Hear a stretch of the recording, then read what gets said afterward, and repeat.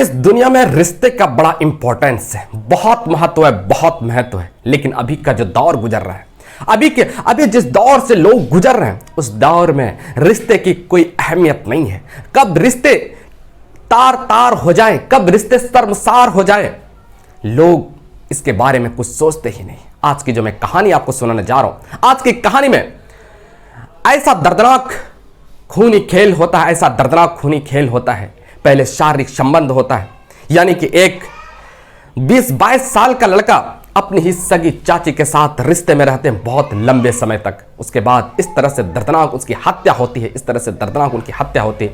शायद चाची भी ने भी ये बात नहीं सोची होगी, इसका ये जो काम घिनौना कृत्य कर रहे हैं, इस घिनौना कृत्य का अंजाम इतना दर्दनाक होने वाला है। मैं बात कर रहा हूं 11 सितंबर 2024 की। उत्तर प्रदेश का एक जिला लगता है मेरठ। मेरठ में एक परिवार में एक ज्वाइंट फैमिली था। ज्वाइंट फैमिली में सब कुछ ठीक ठाक था, ज्वाइंट संयुक्त परिवार में सब कुछ ठीक ठाक चल रहा था।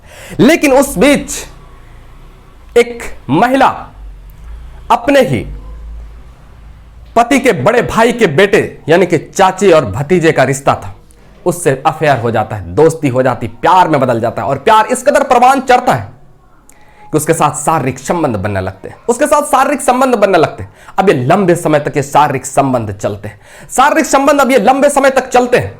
और जब जब भी इसको मौका मिलता था, बिल्कुल ये चाची और भतीजे में इस तरह से दोस्ती थी जैसा कि पति पत्नी का जो रिश्ता होता है, बिल्कुल वैसे ही रिश्ता हो चुका था। अब महिला को लगता था कि शायद यही मेरा पति अगर होता तो शायद ज्यादा बेस्ट होता। अब ये शादी के लिए प्रेशर बनाते हैं, दबाव बनाते हैं कि शादी करनी ही पड़ेगी, चाहे कुछ भी हो जाए, हर हाल में शादी करनी पड़ेगी।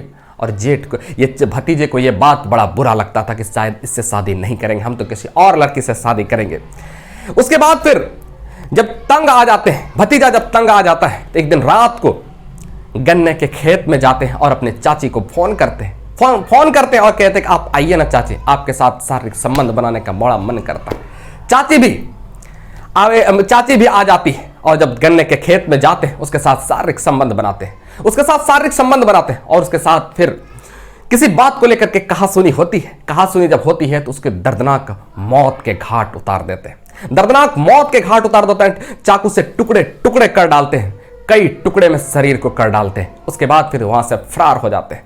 सुबह किसी की जब नजर पड़ती है, पुलिस को सूचना देते हैं, पुलिस मौके पर पहुंचती है, शव को कब्जे में लेते हैं। और इस तरह से दर्दनाक शव देखने के बाद पुलिस प्रभारी, थाना प्रभारी भी कांप जाते हैं। कहते हैं इतना दर्दनाक हत्या, शायद इंसानियत शर्मसार करने वाली, शायद इंसानियत इतना हद तक गिर गया है। उसके बाद फिर जो है ना पता लगाते हैं, कॉल डिटेल निकालते हैं, क्योंकि उस चाची और भतीजे के रिश्ते के बारे में बहुत से लोगों को पता हो गया था। पता करते हैं, पुलिस अवैध संबंध तक पहुंचते हैं और उसको जब गिरफ्तार करने के लिए पुलिस टीम गठित करती है और चारों तरफ जब गिरफ्तारी के लिए जो उन्हें छापेमारी करते हैं तो फिर वो भागने लगता है।